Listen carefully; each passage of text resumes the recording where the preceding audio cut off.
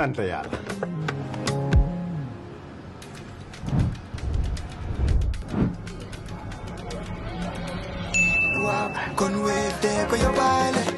looy xaar utal Wave nga scan nga fay te nag doo ci yokku dara.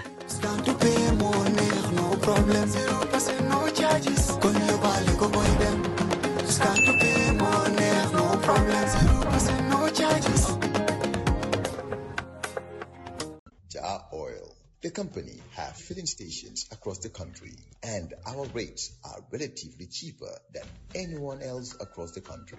Jar Oil is the biggest producer and distributor of cement in the country with the most competitive prices in the market.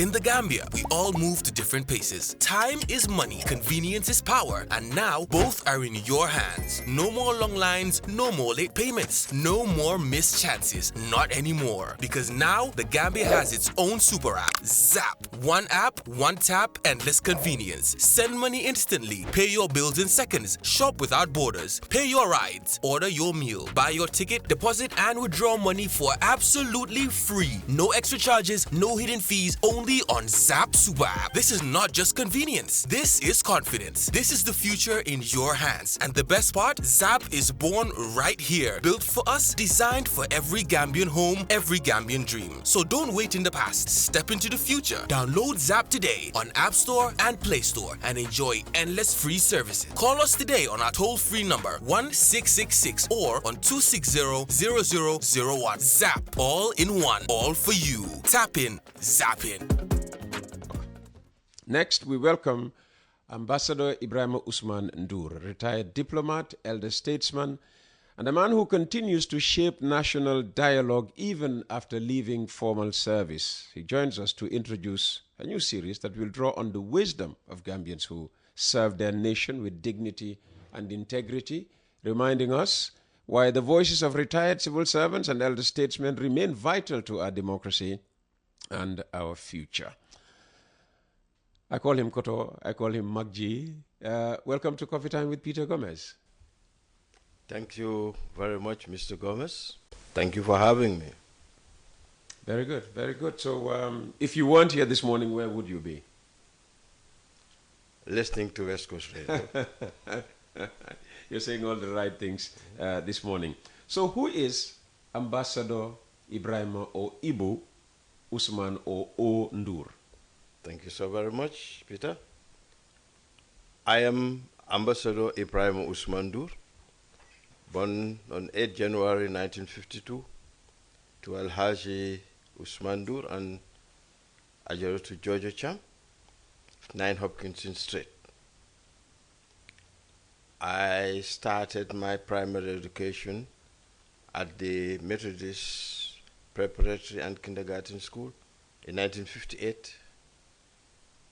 Then from 1958 to 1966, went to Armitage Secondary High School in 1967. I did my secondary education from 1967 to 1972. Had a stint at the Income Tax Department and the Establishment Secretary at the Secretary's office at the time. Then embarked on language studies at the University de Dakar. I pursued studies in French, language and civilization. Proceeded to Université de Franche-Comté in Besançon, France, for an undergraduate degree in French linguistics. Came back home. I was supposed to do my master's in Besançon. Then, as fate would have it,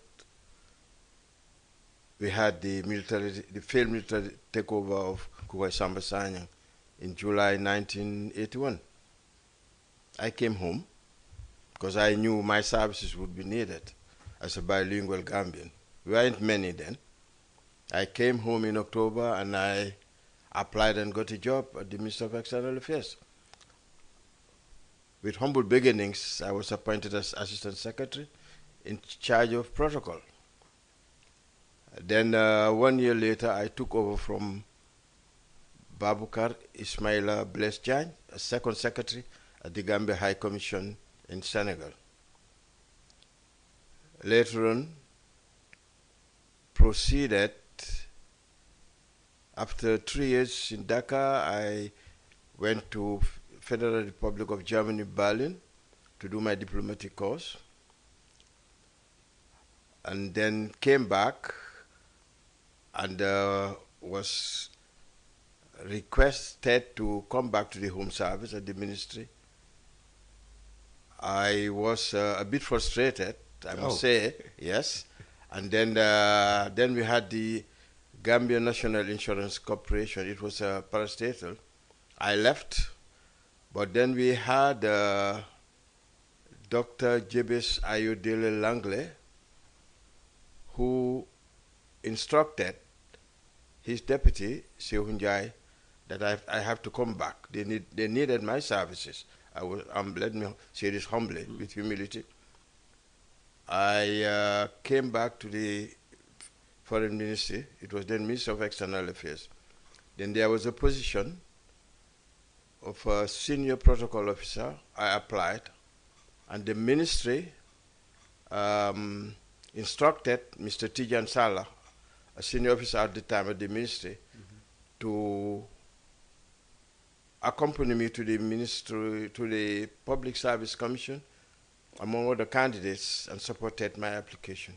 I was appointed as senior protocol officer. Then came the Silver Jubilee anniversary celebration. I think it was in 1989? 1990. 1990, yeah. Sorry, yeah. I know that very well because I worked from, very early morning till late at night. Late at night, wonderful. At Radio Gambia. Then we had no television, so we had to describe for everybody what was happening. What was happening, good. So I think that was the decisive moment.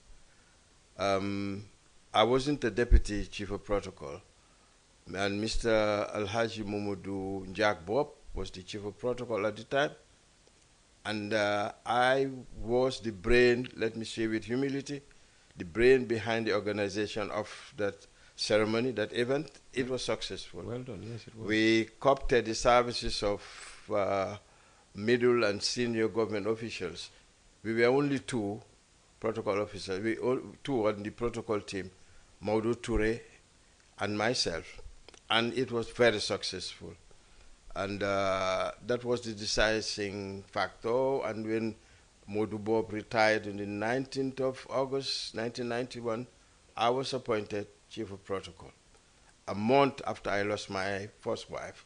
Oh. Yes, I was appointed chief of protocol. From there, 1991 to 1994, 22nd of July, came the military takeover, and that was it. I appeared before the Commission of Inquiry among all the civil servants. I think we were targeted.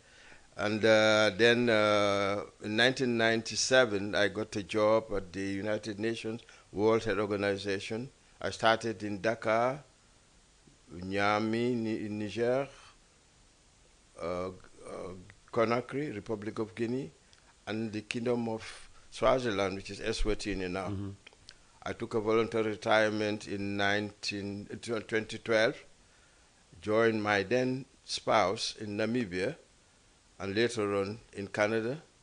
And in 2016, with the new dispensation, I volunteered my services. I paid for myself, I paid my ticket, because I wanted to be the brain behind the organization of the swearing ceremony of President Adama Barrow. Later on, I was appointed the Gambian High Commissioner, the Gambian ambassador at the time, to the Republic of Senegal, and to the Republic of Burkina Faso and the Republic of Mali. In 2020, my contract ended. I came home. I came home in October, and in November 2020, after going around and seeing that things were done properly, I decided to establish my consulting firm called the Diplomacy, Etiquette and Protocol Consulting, giving back to country and people to make sure that things are done properly. Fantastic. We'll talk about, the diplomacy, etiquette, and protocol consulting. Thank you. In short, DEPC. Yes. All right. Thank you. you used ambassador and high commissioner almost in the same sentence. You know, you're going back and saying ambassador then. Yes. Explain why. Okay. At some point in Senegal, it was a high commission, and then again an embassy. Yes. Yes. Thank you very much. This is a very good question. You remember? I think it was in 2022. No. When was, I can't remember. Correct me. When the President Yahya Jammeh decided to change the appellation of high commissioners to embassies and ambassadors. That costed us a lot. Oh. Yes. Commonwealth scholarships were stopped. Commonwealth appointments were stopped equally. But the interesting thing about it, Senegal was not, or is not, a Commonwealth member country. Why should Senegal be among the countries where the appellation changed? I think the foreign minister at the time could have advised the then president, His Excellency President Yahya Jammeh, that Senegal is not a Commonwealth member country, and that Senegal shouldn't be part of those whose appellation was changed. The president can say, well, I didn't know. I needed to be properly advised. We share a very special relationship with Senegal. When Senegal had its independence in 1960, 4th of April, the first state visit that President Leopold Sedar Senghor did was to the Gambia. It was chaotic, if you remember. And letters of... I wasn't there yet. You wasn't there yet, okay. Yes. And a letter of commissions were exchanged between the Gambia and Senegal. And the Gambia sat down in his wisdom. The United Nations was interested as to what was going to happen, what was going to be the fate of the Gambia. Now that Senegal has had its independence, and that was the era of independence, and Gambia was working towards the, attending I was its going to independence. ask, why would Senghor come to the Gambia? Yes. We were not independent at the time. Yes. But then in diplomacy, symbols are important. Okay. So he came, and then Sir Dawda, in his wisdom, advised that we change letters of commission. The late Demba Aliou was assigned to go to Dakar and to prepare the ground to have a commission. And then we had Mr. Eric Christensen, who did a lot for the Gambia, and unfortunately, we don't recognize achievements. Right. Yeah. Hopefully, that's one thing we will achieve with this program. Yes. And Mr. Demba Ndaw was assigned to go to Dakar, found a place. And after independence, the first Gambian High Commissioner to Senegal was in the person of our elderly statesman, Alhaji Aliou Badara Ndiaye. And then they had these offices at Ons Rue de Chong, which is our property now. Okay. And I was second secretary to that at that embassy at the time in 1981. So we had a commission, a high commission, and we exchanged high commissioners, not ambassadors. Then we had the likes of the late His Excellency Bokar Ousman Semegajane, His Excellency Ambassador Samuel Jonathan Okekisar. These are the few I would like to mention. Okay. And then we continued having exchanging high commissioners and high commission between the Gambia and Senegal. But unfortunately, when this happened, Senegal was part of it. But something very interesting happened. What? I used to visit the Gambia, and instructions were given, executive directory was given that all high commissions should now be called embassies, and high commissioners should now be termed as ambassadors. But the Gambia, the Senegalese High Commission at the time here still had the signboard written, Haut Commissariat du Sénégal en Gambie, the Senegalese High Commission in the Gambia. Whereas the Gambia High Commission in Senegal immediately brought down the signboard, which I remember because I was their second secretary, and kept it somewhere else. So I gave myself 2 assignments upon being appointed as Senegalese ambassador to Senegal, sorry, Gambian ambassador to Senegal. And these assignments were, 1, to convince the Gambian authorities that we should go back to the earlier designation or appellation of High Commission and High Commissioner. And the second assignment I gave myself was, because when I was appointed ambassador, I went through the files and I discovered that President Abdoulaye Wade at the time had approved that 2 plots be allocated to the Gambia government. In Senegal, 1 for the, to build a chancery, and 1 for the residence of the Gambian ambassador.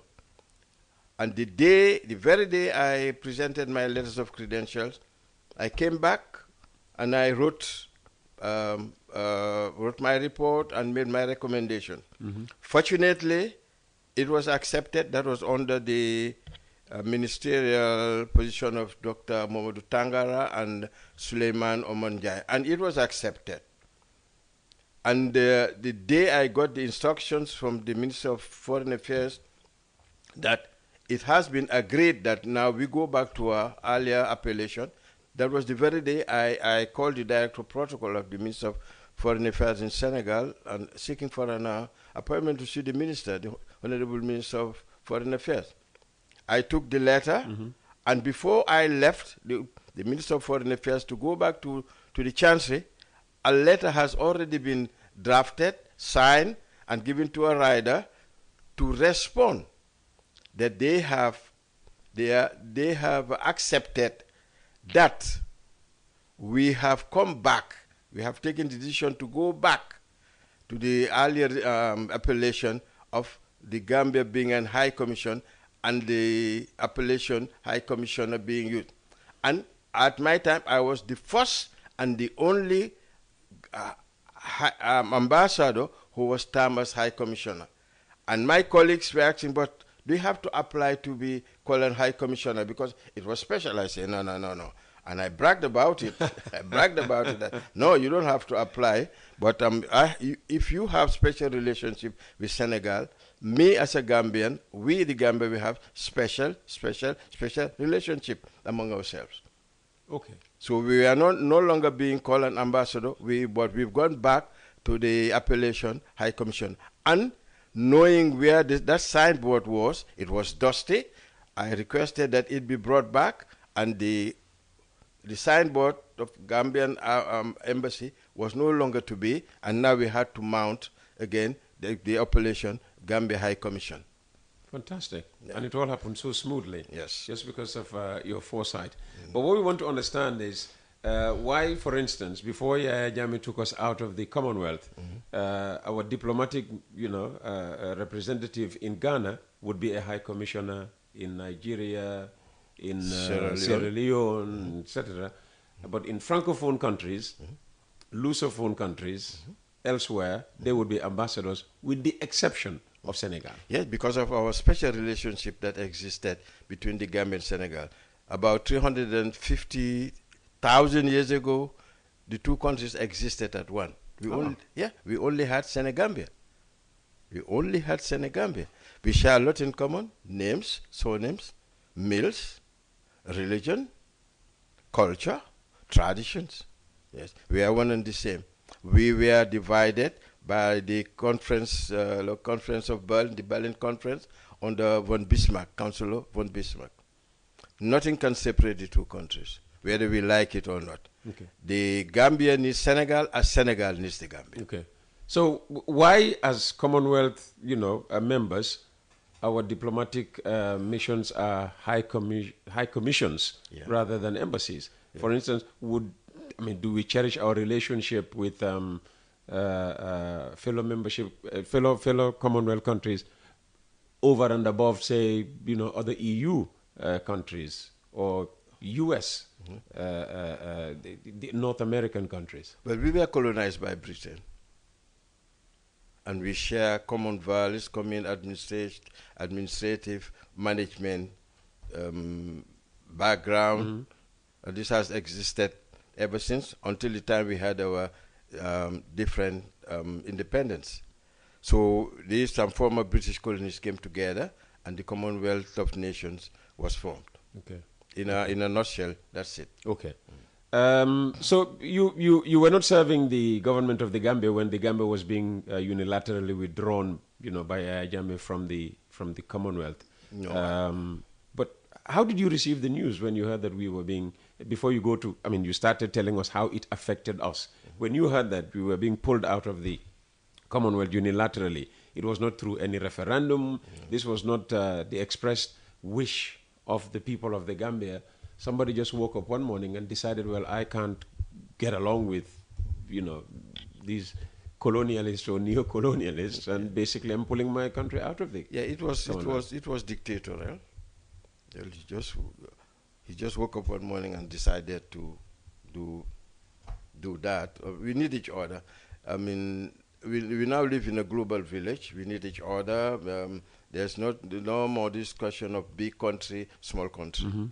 Every country is important. Sure, absolutely. And over the years, from your observation, how has Gambian diplomacy evolved? Okay. You named some great diplomats who serve this country well. Given where we are today, and having gone through 3 heads of state, presidents, diplomatically, how has the Gambia performed on the international stage? We had the best diplomatic services, I may say, under the first regime, under Sadauda, Kairaba, Jawara. People would say at that time you had nothing else to measure it, against. But we performed very well, and we were highly respected. We had dignified ambassadors in the passings of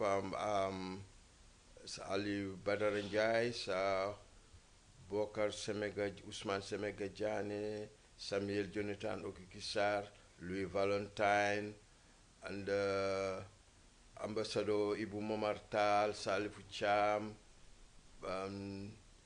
name it. We performed very well. We had few embassies, few diplomatic missions that were overseeing so many other countries. For example, when I was second secretary in Dakar, Senegal, the Dakar mission was covering not only Senegal, but Cape Verde, Guinea-Bissau, Mauritania, Morocco, Algeria. Oh. Yes. And I think Nigeria was... So we did not have any physical representation in these countries? No. Okay. That is allowed. That is allowed. But probably, diplomacy evolved. Probably now it's necessary to have diplomatic missions in several countries. But we could do better. We could do better. As you mentioned, I wasn't here when Jammeh became president of the Gambia, but I was lucky enough to be part of the Third Republic, and we can do better. We can do better, and now we have a foreign minister who is very much interested in tapping from the experience of former ambassadors. Ambassadors never retire. Once an ambassador, always an ambassador. And it's an appellation, a designation that you take to the grave. Oh, okay. Yes? So to address you former ambassador would be wrong? A retired ambassador would be wrong, but I wouldn't want to use the word wrong. Okay. Would be a mistake, but former ambassador would be more appropriate. Okay. And how are you working with the present government? In all humility, I came up with the suggestion to have the initiative of establishing the Association of Former Gambian Ambassadors and retired, here you can use retired, senior executives of diplomatic and international organization. And we have an interim committee of which I am chairman, and we've been the Minister of Foreign Affairs, Mr. Mamadou Ndure, is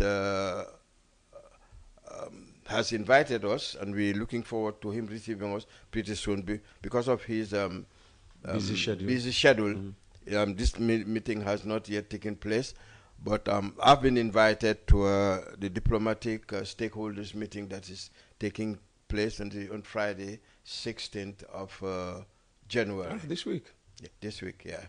And we look forward to having a sincere collaboration between the Association of Former Gambian Ambassadors when it is established. It's still an initiative, and we prepared an aid memoir, and we're working towards